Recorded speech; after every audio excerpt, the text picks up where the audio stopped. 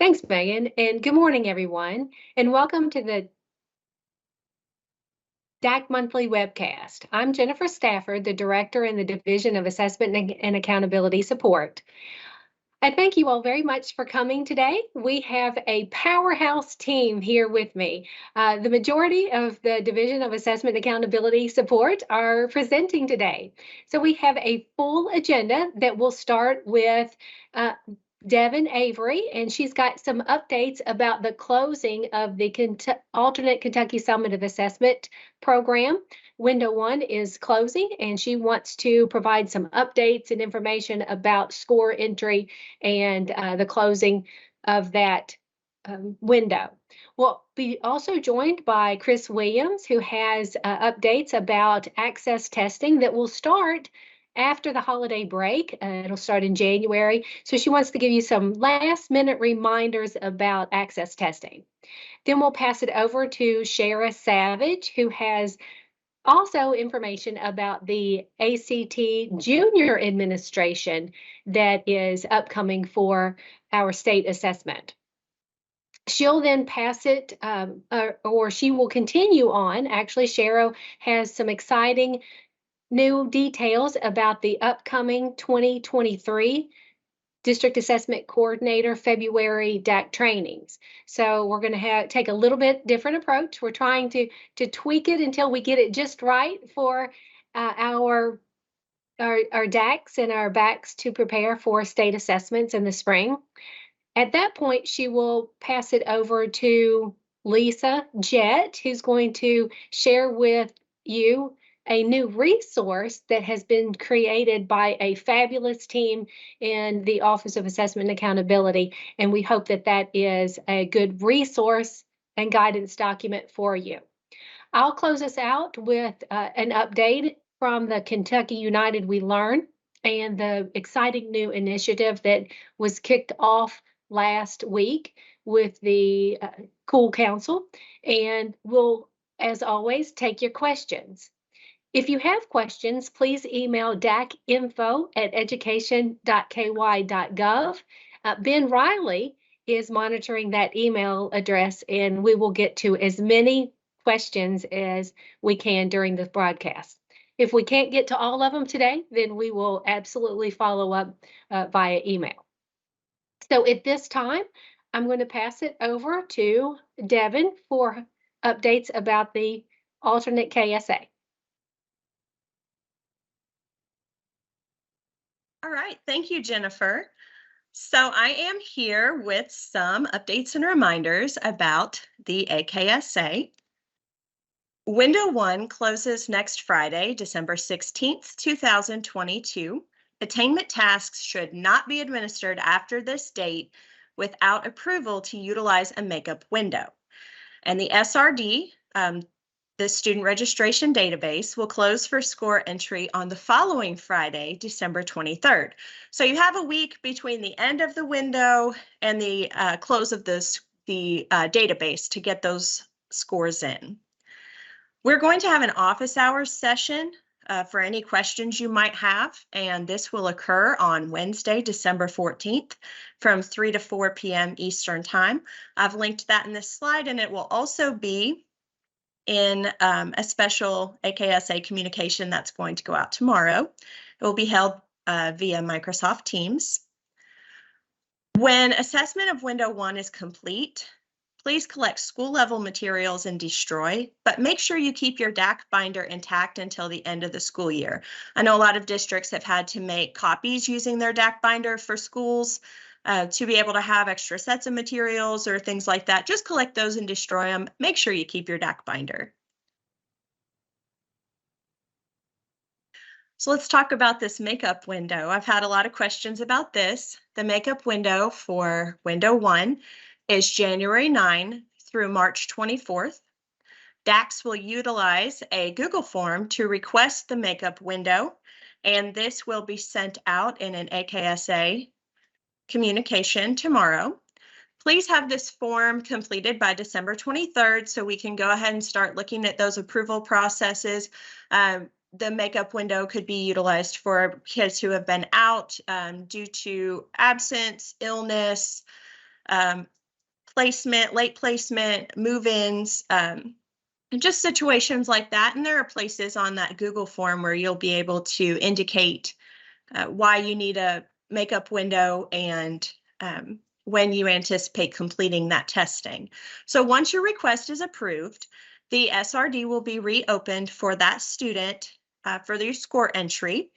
If you have a request after this date, after the Christmas break, for example, you have a student who moves in at the semester break or you have new placement, please just contact KDE for approval for that makeup window as well. So shifting our focus to the career readiness components of our program, the CWEC and ESAR quizzes in the online training system will close on December 23rd. The QEA, or the Qualified ESAR Administrator, must pass the quiz and the training before administering the ESAR. You must complete that by May 30th, and the scores must be entered into the CRD by June 2nd. So just a reminder that if your teachers, your high school teachers, have not completed those trainings, please have them do that before they leave for Christmas break because they will close on December 23rd. So it's hard to believe we're wrapping up the first half of our school year. I just wanted to give you a quick overview of some timelines from January to June 2023, and I've also linked the complete calendar at the bottom of the slide. So I figured this might be helpful as a quick reference. And as always, if you have any questions, you can send those to dacinfo@education.ky.gov. All right. And that's all for the alternate. Ben, do we have any questions?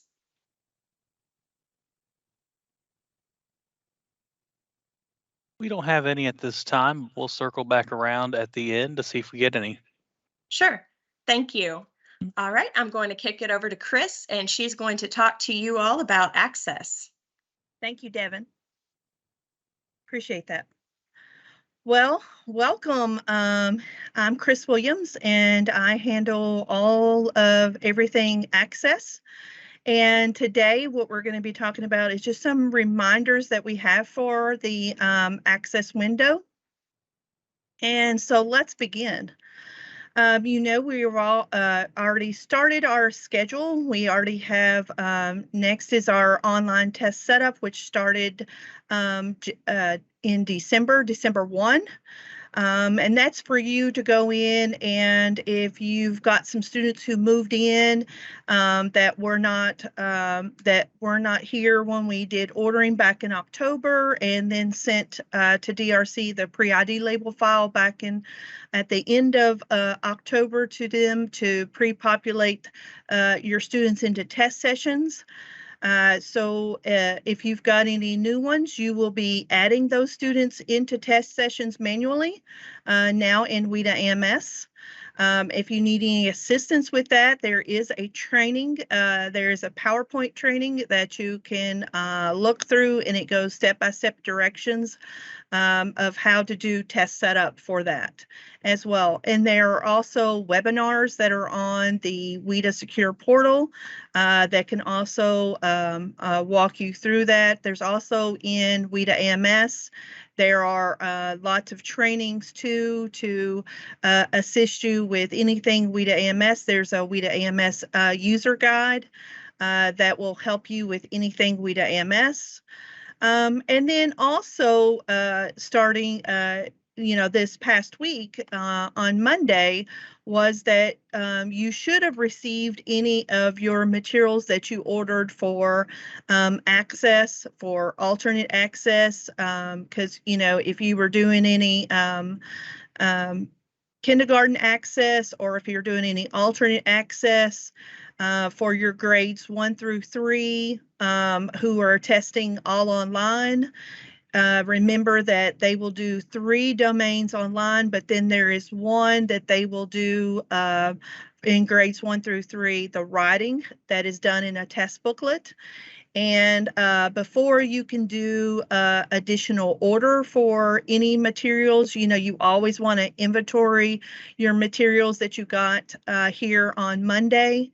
and you'll be able to do an additional order that started on that particular same day that you got materials, and that additional materials will go through February 17th. And with that, for additional materials, that is, our DACs will be placing those orders. So if anyone in the district who needs additional materials, you need to contact your DAC.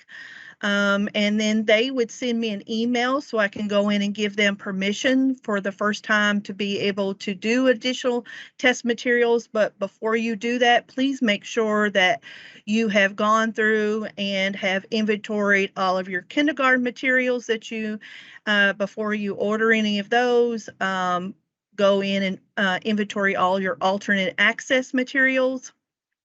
And then if you ordered any accommodated materials of large print or braille, those would have come to you. And also people have had a question too, well, if I'm doing online, is there anything for me to order? Only for grades 1 through 3 if they need a writing test booklet. Because remember, they're going to be into 3 test sessions, listening, speaking, and reading. For grades 1 through 3, they'll be in all the test sessions except for writing. And you know that you will have to, before those students can be able to take the writing, they have to complete in grades 1 through 3 of the domains of listening and reading first online, and then you will go into WIDA MS, find that student, and then look over to the right-hand side in WIDA MS on the screen, and then you'll be able to see an icon that looks like a paper pencil, which is the next to last icon on the screen for that particular student. It'll be your tier level placement report. You will click on that, and it will automatically tell you what booklet that you need to go pull out of your inventory for grades 1 through 3. And so keep in mind, if you need additional materials, you want to wait for grades 1 through 3 until those students have taken those particular 2 domains. So you know which one, whether it's the tier A or tier B, C, to order for that particular student. Also, the test window is coming up in January. January 5th. Is when that window will open. So welcome back from Christmas break, and we will start our access testing window. That will go through February 17th, just like our additional materials window. It'll end the same time. Also, you'll notice that in March 3rd, you want to make sure all test materials are received at DRC. Make sure that you have filled out the form for sending back all the materials in WIDA AMS. That, if there are any, like now, if there were any discrepancies, please let me know in an email about what materials you're missing, and I'll let DRC know that. And then once testing is finished and closed, then we will begin our pre-reporting data validation window, which will be starting in March 22nd. And that's for you to be able to make any last minute changes to your demographics before your reports come to you, starting online on April the 28th, and then printed reports will be May 10th. Score correction window, there will be one more score correction window. So if you get your reports and you're like, I forgot to do something back at the pre-data validation window, and something happened on my score reports. Or it could be like, some people say, well, Chris, how come I did not get for grades 1 through 3, why do I have 2 different score reports? And that's because during pre-reporting data validation, you did not merge those particular, what you had to do is making sure that both files for that student all the demographic information was the same for everything for those, and then DRC would have merged those together once that data validation was closed. So some of those things happen, and we are always glad. I'm always glad to assist you with those. So keep those in mind that it's very important during that March 22nd that you do that data validation window, and that's for our DACs and BACs to do. And another thing is that's new for this year. We're going to have that alternate access field test. That field test will start toward the end of our access testing window. It will start February 14th. And then it'll go to April 17th. So we have a longer window for the alternate access field test. And so let's kind of go in and let's talk about some other things, access. To prepare you for access, you always want to make sure everyone is trained to administer it. They've taken all the necessary quizzes, passed those on the WIDA Secure portal website. Also, you have to have an administration code and inclusion of special populations training for anyone who's going to be administering any of our access for ELL's assessments. And that includes, kindergarten, alternate access, the Braille, large print, etc. Access paper and access online. Also, you have to, people ask, well, Chris, when it comes to accommodations, of course, for our for any of our access for EL's testing, remember they have to have an IEP or 504 to be able to get accommodations on the access assessment. And then we also have you also want to make sure that you've gone to the Kentucky page on the WIDA website, looked over that because there's some useful information about the screener, when should I be screening students? And of course, if you've got any students who come during the access test window and they're brand new to the U.S. and they've never been anywhere else, you want to screen those students first and see if they qualify as EL to be able to give them the access assessment. You want to review all the access trainings that those PowerPoint presentations that were sent out, I believe, 2 to 3 weeks ago. And they're located on the KDE website. Also, you want to read all the manuals. And then make sure that you're creating your test schedules. Remember, access testing has to be done in person, cannot be done remote for any of our access or alternate access, because we do not have any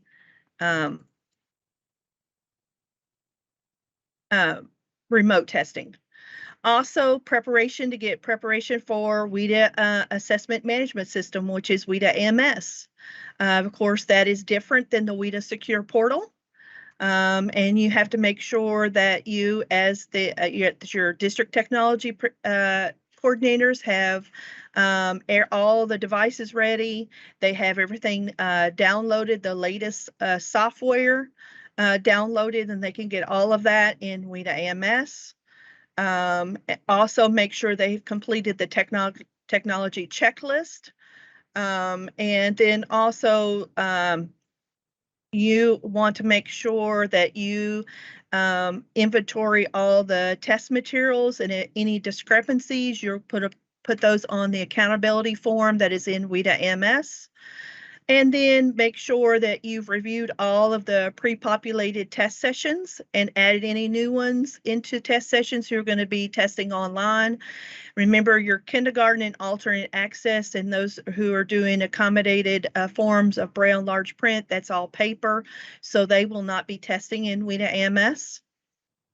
And everyone will be taking the appropriate assessment at the appropriate grade level that they are enrolled in Infinite Campus. Also, additional materials, like I said, we've reviewed that. You'll go in once you get the permission to go in and do an additional order, but remember to inventory those materials so you know how to place those orders. And you won't go to the materials order, you'll go to the additional ordering for access. Some people were already clicking on what they did in October, and they were like, Chris, it's not working. I'm like, you got to go to the additional materials ordering, which is okay. It's a lot to remember. And also, your materials will be shipped to the district. Or to the warehouse if you have said they wanted to, like some of our larger districts. And then you will be able to go in and it'll look a little different when you're doing the materials ordering. So make sure that if you need some assistance, just don't hesitate to contact me and I'll be more than glad to assist you because it will look a little different than what it did back in October. But all of the materials are there and you have to just constantly like scroll through it to find what you need to order. Another thing is I wanted to remind you that there are some materials on the WIDA Secure portal that DACs can download if you need additional materials, and those are your manuals. Those are all your manuals. If you need additional manuals and you didn't have enough, you can download those off the WIDA Secure portal and print those out. Also, your scripts for grades 4 through 12 who are doing online test administration. And then also make sure if you need some additional non-disclosure and user agreements that those are downloaded, because that's very important that everyone who is testing has signed that non-disclosure and user agreement. Let's talk about a little bit about accommodations because I get a lot of questions around this. Of course, I've reiterated about, you have to have an IEP or 504 to be able to give those accommodations. And it must be stated in that plan and marked, as in those plans as well. And what domain on your access rosters, you will have during the spring rosters, you'll be able to mark those accommodations during that time, because remember and those who are new may not know this, but for access, we do have access rosters that will open up the same time that our window will open for access, and that'll be in SDRR. And that is just for non-participations only. So during that time, if you've got a student who, for a medical reason, et cetera, or has moved during the testing window and didn't finish testing, there will be a few non-participations that you will want to, and you'll notice that those rosters will be blank for access when they open in January, and that's for you to add anyone who needs a non-participation. So you will manually add those students into the access rosters in SDRR if you need to file a non-participation. If you do not, then you don't have to worry about rosters until the spring. And then we have, of course, our test booklets are also in large print and Braille for those students who need that. Our hearing impaired students also will participate in online if possible. Sometimes there's a few exceptions where they have to do the paper version of, depending on the severity of their hearing. But most of them can take the reading and writing online. And, of course, they will not take the speaking and listening at all for deaf and hard of hearing students. There is a list of the appropriate accommodations for IEP and 504 students. I have links here for you. They are also in the trainings for access. In the overview training, it'll take you to the manual. Also, in the back of this accessibility and accommodations manual, there are, you can print out and it'll have what the appropriate accommodations for IEP and 504 students for access.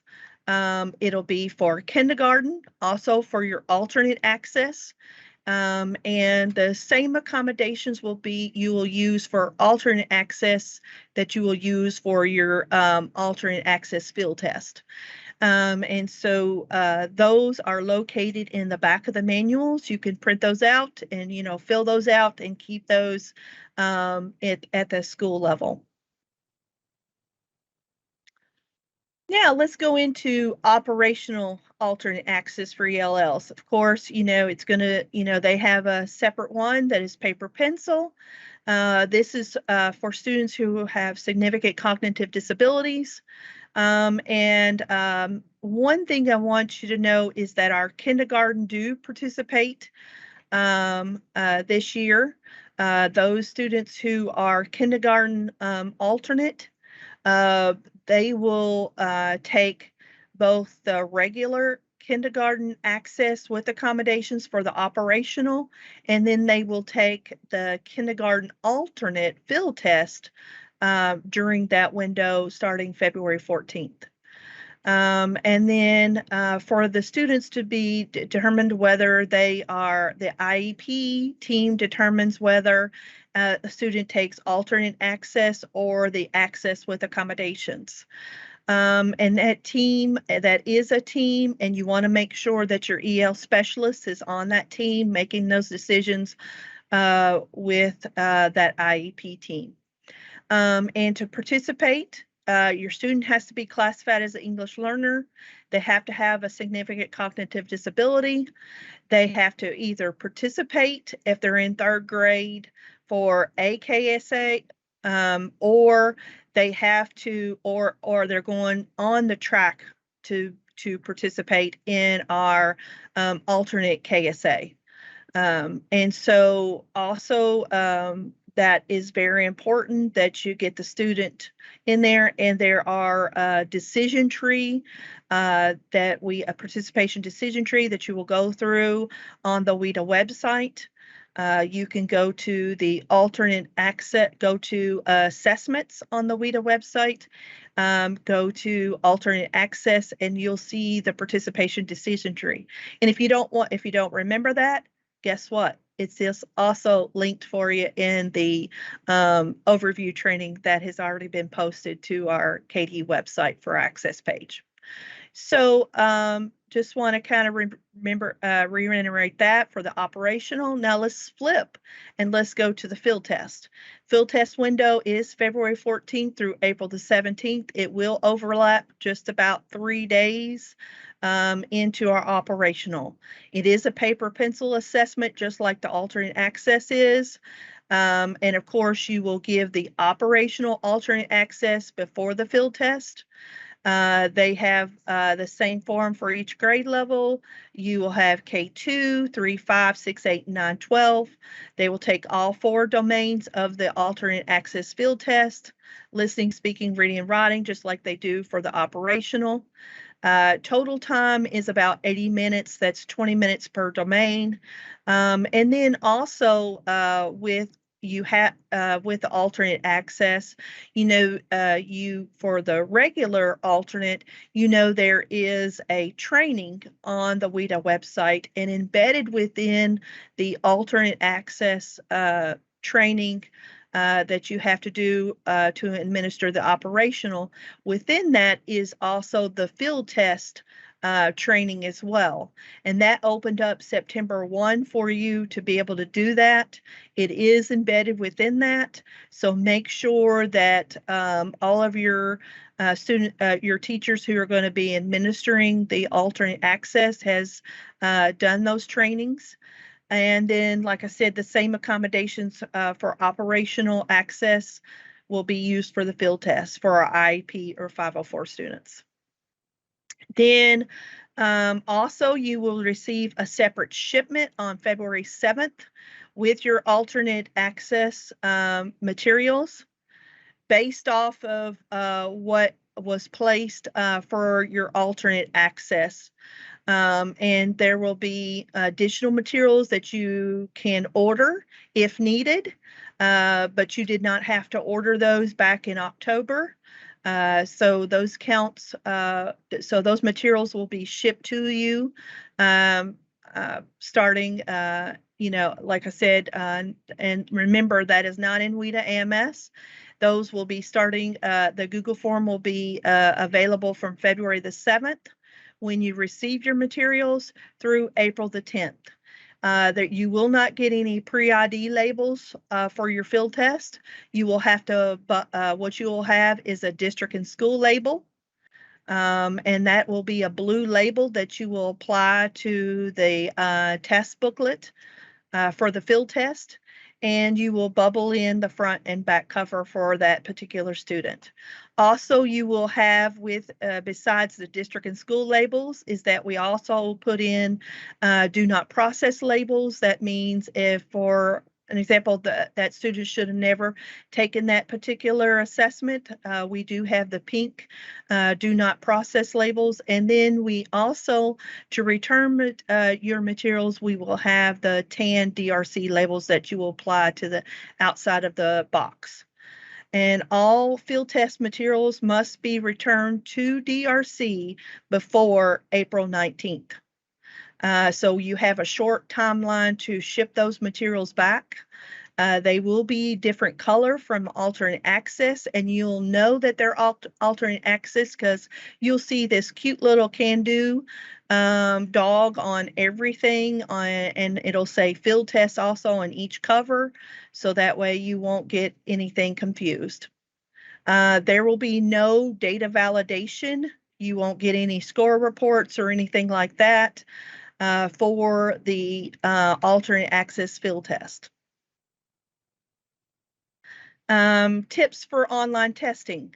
Always when you are, whether you're online testing or if you're doing any type of access testing, if you're doing any of the alternate access or any of your paper, kindergarten or large print or braille, you always want to actively monitor during testing. And then you always want to maintain test security. You don't want to have any electronic devices you want to collect those at the very beginning. And I will tell you this, we've had some kids who have plagiarized on access. So, you want to make sure they do not have any cell phones because that leads to an allegation as well. And so make sure that another tip for you is always look, there's always new things coming out. We have these what we call Aura rings now that hit the internet, and we don't want students having those. No smartwatches, things like that. Some of them wear it around their necklace, some of them wear it around their wrist. Different devices that go to the internet. So you have to also watch for those electronic devices. And make sure that you are monitoring properly by walking around, because some students are also being very savvy when it comes to this, and they're also using what we call burner phones, and they're turning in their regular phone, but cell phone, and you think they don't have one, but then they have one stashed somewhere else, either in their pocket or somewhere else on them. So just kind of look for that. And so that'll kind of help you some tips for you when it comes to maintaining that test security and those electronic devices. Also print student test tickets the day prior, because those also have to keep any type of test tickets have to be or test booklets, they all have to keep secure in a location and double locked. And then make sure you're reading your manuals prior to that. Seating charts, you also have to have seating charts for whether you're doing online or paper. Those templates are linked here under the forms page, and you always want to keep those at least for a year longer, because we do have allegations that do occur or any type of irregularity, and so you want to keep those seating charts until that is resolved. Then here are all the trainings. Here's the links to those trainings that I have posted. You will have your user accounts to know which, how do you get an account for, the WIDA Secure Portal to do your trainings. Remember, that's different than a WIDA AMS account. And then you have also within that user account, it tells you what your test administrators have to be trained in, depending on what grade level of students they're going to be testing. Also, you have the materials ordering that had already done. We did that back in October. And then you also had a new one, which was test setup, that helps you if you got any kids who have moved in and you have to enter them manually into WIDA AMS. It tells you the test setup. You also have questions you have about, all the things that I've talked about. Writing tier placement for your grades 1 through 3 is in that writing tier placement. The overview has a lot of information for you. So hopefully that you've looked over those. And if you haven't, please take a look at those, because those are very important. You always want to look over those before access testing. And then the last is also, you will have a training on access roster that will be coming soon for your rosters. So be looking for that soon. And then here is the resources for alternate access field test for you. And Ben, are there any questions? Because that concludes my presentation on access, and before I turn it over to Shara. Sure. We have 2 questions that came in for you, Chris. The first one is about the back to school training. The back to school training, this one came from Zach Hibbs. The back to school training stated the field test was optional. Just to clarify, is this mandatory now? It is mandatory for all of the alternate access, yes. And those Alternate materials access. for just the alternate access. That is for the field test. That is mandatory, that all will do. Those materials will be shipped to you. And like I said, you will do the operational alternate access first and then do the field test. Awesome. Thank you, Chris. And the second one is just a requesting of hearing information again. They just want to know, where again is the training located for the alternate access field test? It is for the alternate access field test. What you'll do is you'll go with your WIDA Secure Portal account. You'll go to the WIDA website. Once you log in with your specific username and password, because remember, those are individualized to each test administrator who needs that particular account, they will click on the trainings and for the access trainings, and they will enter the course for alternate access. And within alternate access, there will also be an additional training embedded within the alternate access training course as you go through it. So if you've already gone through the alternate access, you've already done the alternate access field test. And if you completed that, you got your certification, and that's good for both of them. All right. Well, that's all the questions we had, Chris, for your presentation. So thank you. Yeah, and I just want to say I look forward to a wonderful access window with you starting in January. Hopefully, we don't have any weather that we had last year starting up. And I want to wish you all well for the holidays, and then we'll get started starting January. Sharon? Thank you, Chris.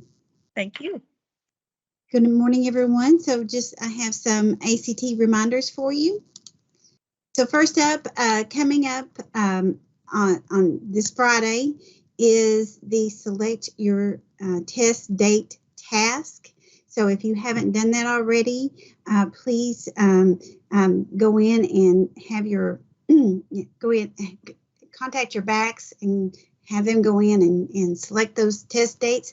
And remember that we are that the expectation is that everyone select test window 1 as your initial testing window. That way you have window 2 to wrap up any makeup testing. And also coming up, another important deadline is the accommodations time frame and deadline. The deadline is January 13th, but you know, a lot of times you make those requests and then ACT, they come back and they need more information. So we are encouraging you to go ahead and get those accommodation requests in now before the winter break, before you leave. That way, if ACT needs more additional information, when you get back, you can upload that in time for that deadline. So get those requests in. And then another important deadline that's approaching is ensuring that Infinite Campus is the update as most as possible, because we are going to be pulling from IC to load in to PAN. So if you do the work now, I know you'll have students that will come and go when you get back, but have that updated now before you leave for winter break. That way, when we pull the student rosters to upload into PAN, they'll be as accurate as possible. And then the last reminder for the ACT portion is that tomorrow we have one of our office hours. You can come. We will be talking about site readiness, but of course, you know that you can bring any question that you have, and we will get you an answer during that call. So I'll stop there. And Ben, do I have any questions about ACT?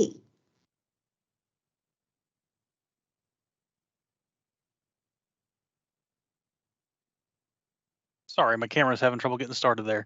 At this time, I don't have any in, but I know you have a second section. If so, we'll circle back around for both at the end of your presentation and address them. Okay. All right. So then moving on to the February DAC trainings that's upcoming this spring. We will be in Frankfurt on February the 15th. We will be in Boyd County at the KEDC building on February the 21st. We will be in Eddyville at the WKEC building on February the 23rd. Now, so we will be we are working now on those presentations. We will be recording soon, and we will release these trainings prior to these Q&A sessions so that you can watch them and come to the Q&A sessions with your questions. It's a similar format as last year, so we will be in person, and during that in-person meeting, we will have the virtual option as well. So it'll be a hybrid meeting for those Q&A sessions. So look for the recordings to be released sometime the last week of January, the 1st of February, in a DAC email. And so here is what those Q&A sessions will look like. This is the time frame. We will begin at 9 o'clock. So, you know, come and get registered between 8:30 and 9. At first we will talk about KSA, and which will include KSA PAN and TestNav. Then we'll take a little bit of a break, and then we'll move right into alternate alternate KSA, and accommodations. Then we'll move right into high school and test security, SDRR. And then we have a little time, hopefully, that we'll have time for open floor questions. Now, it's going to be different than last year. And yes, let me point out that the 9 o'clock time frame is local time. So Boyd County and Frankfort, that'll be 9 o'clock Eastern time.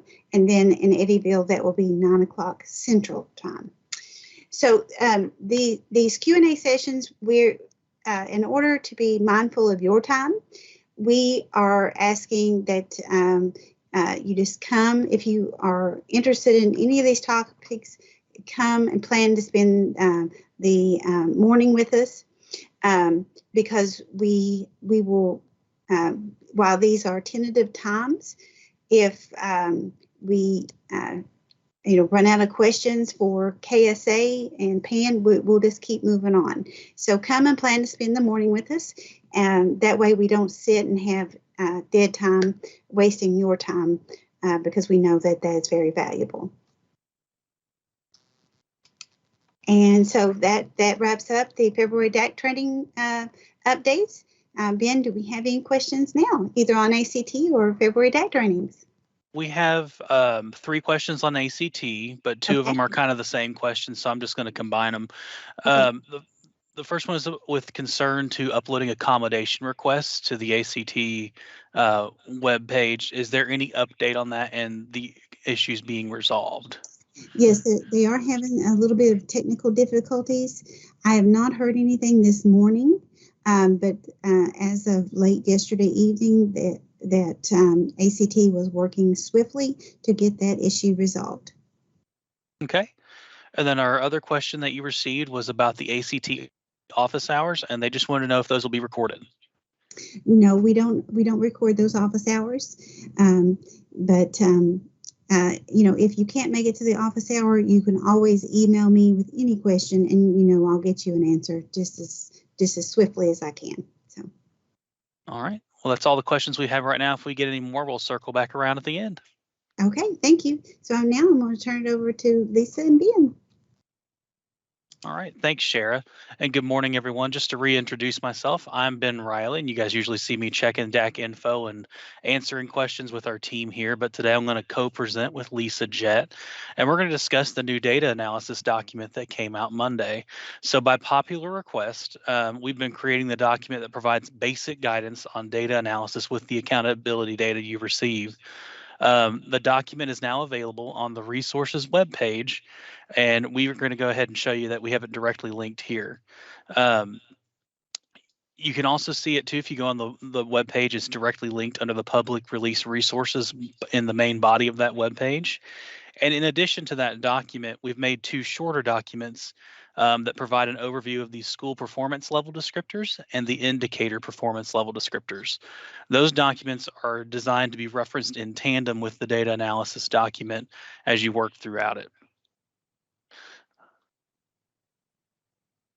So the document itself, the main purpose of it is to focus on providing guidance and accessing and analyzing the data to assist DACs in planning, implementing instruction with your teachers, and communicating results to stakeholders, because we often receive a lot of questions surrounding that. The document covers the state assessment results in all content areas, so DACs can better understand how well students are meeting grade level standards in those areas. It covers the quality of school climate and safety and contains helpful steps to better understand student perception of school climate and the environment. And then in addition, it also looks at the English learner process and discusses how to understand the student growth on the EL proficiency exam for English learners. And the post-secondary readiness section also contains discussion and guidance to better understand what students are needing to better meet the requirement of gaining a high school diploma and meeting one type of readiness category. And then finally, it also discusses the graduation rate and the calculation of the 4- and 5-year graduation rates and discussion points to better understand the requirements with the U.S. Department of Education. And with that being said, I am going to go ahead and tee it off to Lisa Jett to discuss some of the highlights of that document, and then we'll answer some questions. Thanks, Ben. As Ben mentioned before, the accountability data analysis document does offer guidance on student level data, including student performance on assessments and other measures, including the accountability data. Throughout the resource, you will see steps for analyzing accountability data, some suggested discussion points related to each indicator, and also the other accountability portions, recommendations on connecting accountability data to local data. Within this portion, you'll see links to performance level descriptors, and then additional resources available to assist educators with analyzing data and moving student achievement forward. This is an evolving document that we hope will provide assistance to educators as you dig through the accountability data and make plans to further student growth. So before we hand the presentation over to Jennifer, Ben, do we have any questions? I'm refreshing our DAC info mailbox at this time, so give it just a second. I'm not seeing any, but if we receive any during the next section, we'll come back around and answer those. And it looks like we do have one that came in that actually would probably be appropriate to answer right after the next section of the presentation. So we'll wait on that one for an intentional reason.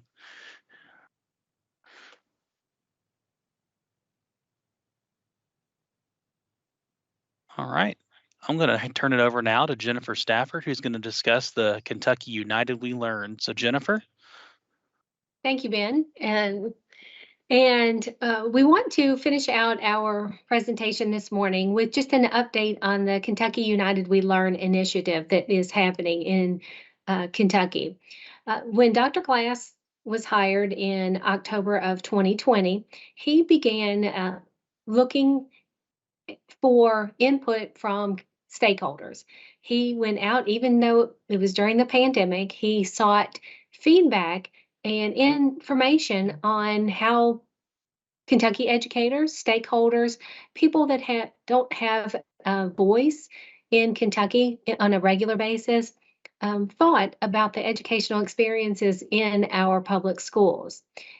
During that time frame, he received thousands of inputs and discussions with individuals and stakeholders across the Commonwealth and developed this benchmark document called United We Learn. And it's the vision for the future of public education in Kentucky. And it looks at some three really big areas about bright, vibrant, engaging experiences in the classroom for our students, looking at innovations in assessments, and also building a bold new future for Kentucky educators and our students in our public schools. So with those three big ideas, we've taken the next step to actually materialize and actually put those practices into place in order to make bold new changes for our students. So the Kentucky United We Learn Council has been created. Applications went out across the state, and 67 individuals were invited and selected to be part of this exciting new initiative. As district assessment coordinators, you are well represented. There are several DACs that are participating in the Kentucky United We Learn Council and also on the standing committees. So I've linked here a couple of resources for you so that you can look at and be more informed about the council. But it's really individuals that are passionate about the future of education in Kentucky and wanting to be engaged in the development of what that looks like. So these members are going to work side by side with families, learners, community members, and stakeholders to develop some proposals for how education could change and a lot of resources for our educators in the Commonwealth. They will be joined and divided into standing committees, and they will meet regularly as of now, it's planned for the entire council to meet 2 times a year.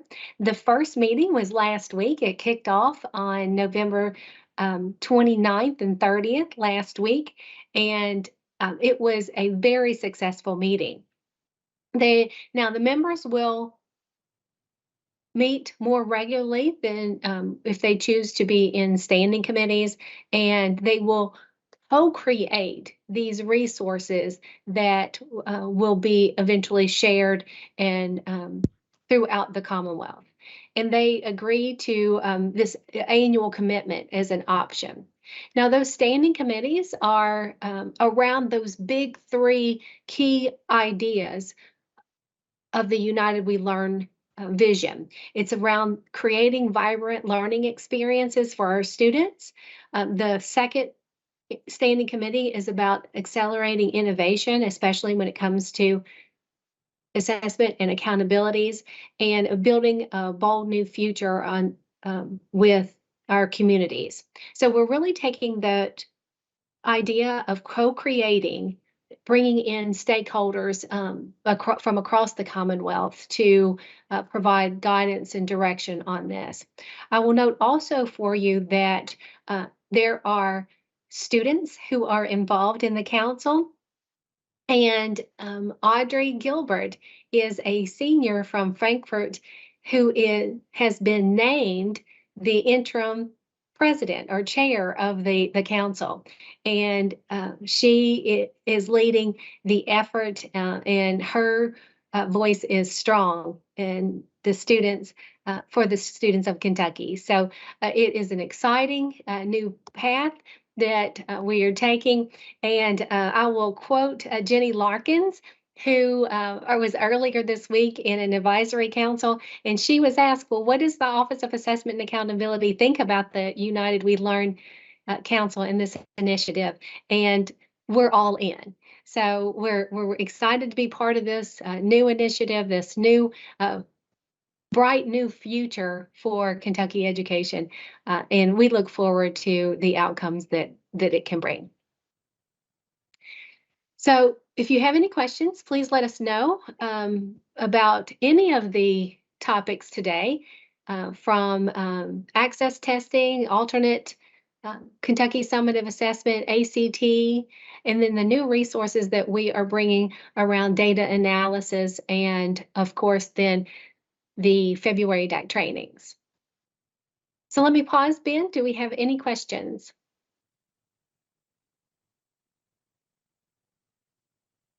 We don't have any about United We Learn at this time, but do we have, or we want to go jump into the other questions? Yes, let's do that. All right, so we've got one for Lisa, and that question is, when will I be able to access district case screen data on the secure web application site? And I think that one's in relation to email we sent out earlier this week, our special DAC email. I believe it probably is. The 2022-2023 case screen data is currently being finalized. It's set for district release in February of 23. A case screen update will be released once this data is made available to districts. The finalized case screen data that can be accessed on the Secure Web Applications website is the 2021-2022 school year data. All righty. Thank you, Lisa. Ben, any other questions? I'm refreshing the inbox right now, and we don't have any other questions at this time. All right, thank you.